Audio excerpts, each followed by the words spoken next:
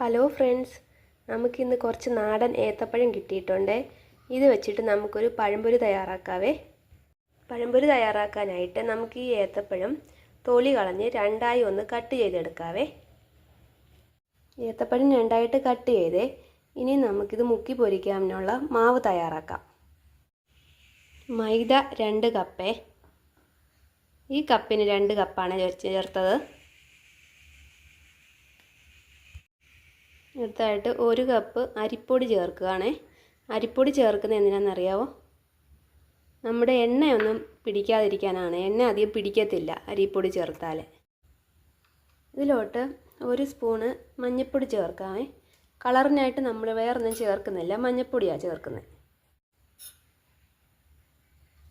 അടുത്തായിട്ട് 1/4 സ്പൂൺ ചെറിയ ജീരകം, സ്വല്പം ഉപ്പ് ചേർത്ത് കൊടുക്കുക. 1 സ്പൂൺ പഞ്ചസാര ചേർക്കാം. ഏത്തയ്ക്കായ്ക്ക് മധുരം ഉള്ളതാണ്, അതുകൊണ്ട് 1 സ്പൂണാണ് ചേർത്തത്. പാകത്തിന് വെള്ളം ഒഴിച്ച് നമുക്ക് മാവ് തയ്യാറാക്കിയെടുക്കാം.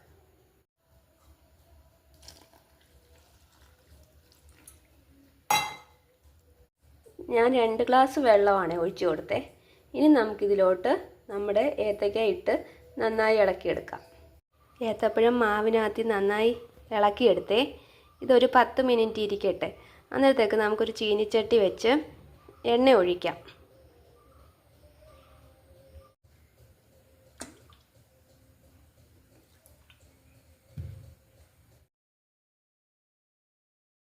നമുക്ക് ഓരോന്നും എടുത്ത് എണ്ണയിലോട്ട് ഇട്ട് കൊടുക്കാവേ.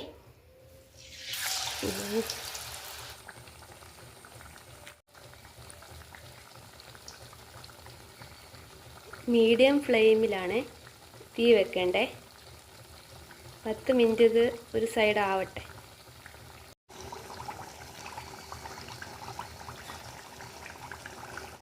ഒരു സൈഡ് ആയിട്ടുണ്ട്, നമുക്ക് തിരിച്ചിട്ട് കൊടുക്കാവേ. ഒരു സൈഡ് നമ്മൾ തിരിച്ചിട്ട് കൊടുത്തേ.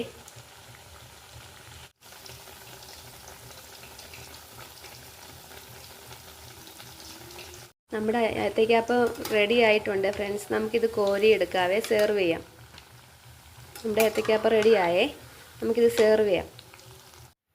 പഴംപൊരി തയ്യാറായിട്ടുണ്ട്. എല്ലാവരും ട്രൈ ചെയ്ത് നോക്കണേ. ഇഷ്ടപ്പെട്ടെങ്കിൽ ലൈക്ക് ചെയ്യണേ, സബ്സ്ക്രൈബ് ചെയ്യണേ. Okay, thank you.